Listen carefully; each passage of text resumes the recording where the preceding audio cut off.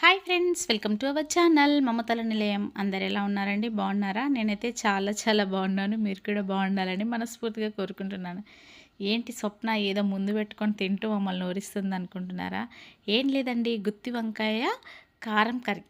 అదేంటి వెరైటీగా ఉంది అనుకుంటున్నారా? లేకుంటే దీన్ని ఇట్లా కూడా అనుకోవచ్చు, గుత్తి వంకాయ ఫ్రై అని కూడా అనుకోవచ్చు. ఎంత సూపర్ ఉందంటే నేను ఫస్ట్ టైం ట్రై చేసిన అండి. అసలు ఎక్సలెంట్గా ఉంది. మీరు ఒక్కసారి కనుక ట్రై చేసిర్రనుకోండి, అసలు మళ్ళీ మళ్ళీ ఇదే చేసుకొని తింటారు.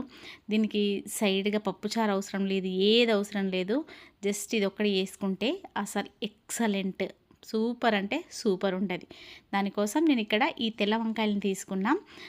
మీరు కావాలంటే మన గుత్తి వంకాయలు ఉంటాయి కదా, అవి కూడా తీసుకోవచ్చు. కాకపోతే అవి ఎందుకో నాకు అంతగా టేస్ట్ నచ్చాయండి. పైగా నేను ఎప్పుడు ఆ గుత్తి వంకాయలు తీసుకున్నా అందులో సగం పుచ్చులు సగం మంచివి ఉంటాయి.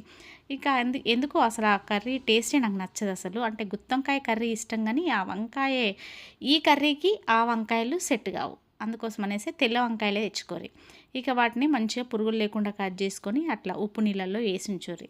ఇక దీనికోసం మసాలా కావాలి. మసాలా కోసం ఒక మిక్సీ జార్ తీసుకొని ఒక పెద్ద సైజు ఉల్లిపాయ, అల్లం వెల్లుల్లి పేస్ట్, కొంచెం సాల్ట్, 2 టీ స్పూన్ల కారం పొడి, కొంచెం పసుపు కూడా వేసుకొని మిక్సీ పట్టుకోవాలి. కచ్చపచ్చగా మిక్సీ పట్టుకోవాలి. మరీ మెత్తగా పేస్ట్గా అవసరం లేదు. ఏదో ఉల్లిపాయలు మరీ మెత్తగా కావాల్సిన అవసరం లేదు. కొంచెం నలిగినట్టుగా ఉంటే సరిపోతుంది. ఇక తర్వాత ఆ పేస్ట్ అంతా ఇక్కడ వంకాయలలో నేను చూపించినట్టుగా లోపల స్టఫింగ్ వేసుకోండి. సేమ్ మనం గుత్తి వంకాయకైతే మసాలా ఎలా స్టఫ్ వేసుకుంటామో సేమ్ అట్లనే వేసుకోర్రి. మస్తు అంటే మస్తు ఉంటుంది. ఈ కూర తిన్నారంటే చేసుకోవడం కూడా ఈజీ. గుత్తి వంకాయ కర్రీ అయితే కొంచెం ప్రాసెస్ పెద్దగా ఉంటుంది కదా, అట్లా కాకుండా ఈ గుత్తి వంకాయ ఫ్రై ఎక్సలెంట్గా ఉంటుంది. చేసుకోవడం కూడా మస్తు ఈజీ అన్నమాట. ఇక తర్వాత అవన్నీ స్టఫ్ చేసుకొని పక్కకు పెట్టుకోండి. తర్వాత గ్యాస్ పైన బాణీ పెట్టుకొని ఆయిల్ కొంచెం ఎక్కువగానే పడుతుంది. ఆయిల్ వేసుకున్న తర్వాత జీలకర్ర ఆవాలు వేసేసుకొని ఇట్లా కరివేపాకును వేసుకోండి. కరివేపాకు అయితే ఖచ్చితంగా వేసుకోండి. కరివేపాకుతోటే టేస్ట్ ఇంకా ఇంకా పెరుగుతుంది. ఇక తర్వాత ఇప్పుడు మనం అన్ని స్టఫ్ చేసి పెట్టుకున్నటువంటి వంకాయలను కూడా వేసుకొని గ్యాస్ని కొంచెం మీడియం ఫ్లేమ్లో పెట్టేసుకొని ఈ వంకాయలు మంచిగా ఫ్రై కానివ్వండి. ఒక 50% వరకు కుక్ అయితే సరిపోతుంది. ఇక్కడ 50% కుక్ అయిన తర్వాత మనం ఇంకా మిగిలిన పేస్ట్ ఉంది కదా, ఉల్లిపాయ పేస్ట్, ఆ పేస్ట్ను కూడా మొత్తం ఇందులో వేసేసుకొని గ్యాస్ని మొత్తం సిమ్ములు ఉంచుకోండి. నేను ముందుగానే చెప్తున్నా, ఈ కర్రీ కోసం ప్యాన్ని కొంచెం కింద మందంగా ఉన్నది పెట్టుకోండి. మరీ పల్చగా ఉన్నది అనుకోండి, ఇప్పుడు ఈ పేస్ట్ అంతా మాడినట్టు అవుతుంది, కర్రీ టేస్ట్ చేంజ్ అవుతుంది. కాబట్టి కొంచెం మందంగా ఉన్న బాణీని పెట్టుకొని ఇట్లా ఫ్రై చేసుకోండి. ఎటు వెళ్ళకుండా ఎవ్రీ 1 మినిట్కి ఒకసారి కలుపుతూనే ఉండాలి. అట్లా కలుపుకుంటేనే ఈ కర్రీ మాడకుండా మస్తు టేస్ట్గా ఉంటుంది అన్నమాట. ఇక ఇట్లా బాగా కలుపుకొని మూత పెట్టుకోవాలి. మధ్య మధ్యలో మూత తీస్తూ ఫ్రై చేస్తూ ఉండాలి. ఇట్లా చేస్తూ ఉండగా మంచిగా దగ్గరికి అయిపోయి ఫ్రై లాగా అయిపోతుంది అన్నట్టు.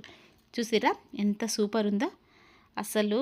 దీన్నైతే నేను ఫస్ట్ అనుకున్నా అసలు వంకాయలు ఉడుకుతాయా అనుకున్నా, కానీ వంకాయలు అయితే ఈజీగానే ఉడికిపోతాయి కదా అండి. ఇట్లా వేలతో తుంచితే తునుగుతుందండి. అసలు ఎంత బాగుందైతే. నాకైతే ఇది ఫస్ట్ టైం ట్రై చేసినట్టే అనిపిస్తలేదు. ఎన్నిసార్లు అయినా ఇది అసలు మా పిల్లలు వచ్చినప్పుడు మా పాపకి వంకాయ కర్రీ అంటే చాలా ఇష్టం. ఈసారి మా పాప హాస్టల్ నుంచి వచ్చినాక ఖచ్చితంగా ఈ కర్రీ చేసి మా పాపకైతే పెట్టేస్తా అండి. ఇక కర్రీ సింపుల్గా అయితే అయిపోయింది కదా. ఇప్పుడు వేడి వేడి అన్నంలో ఈ కర్రీని వేసుకొని తింటే ఆహా, అమృతం అమోఘంగా ఉందండి. అసలు నాకైతే కొంచెం చారు ఉంటే బాగుండు అనిపించింది, కానీ చారు లేకపోయినా ఇంకా ఎక్సలెంట్గా ఉందండి అసలు కర్రీ. మనం ఆ ఉల్లిపాయలు వేసినాం కదా, అసలు ఆ కర్రీ ఫ్రై అవుతుంటేనే మంచి ఫ్లేవర్, మంచి వాసన, అసలు భలే ఉందండి. వంకాయలు చూసి ఎంత సాఫ్ట్గా ఉన్నాయో, నోట్లో అయితే కరిగిపోతుంది.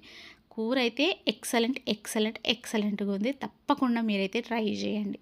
ఇదేనండి ఈరోజు నా వీడియో. ఈ వీడియో కనుక మీకు నచ్చితే please like, share, comment and subscribe చేసుకోండి ఫ్రెండ్స్ మన ఛానల్ని. ఇలాంటి మంచి మంచి వీడియోస్ కోసం మన ఛానల్ని ఫాలో అవుతూ ఉండండి. షార్ట్స్లో ఎక్కువగా కుకింగ్ వీడియోస్ పెడుతున్నాను, ఫాలో అవ్వండి. Thank you. రేపు మరో మంచి వీడియోతో మీ ముందుకు వచ్చేస్తాను. బాయ్.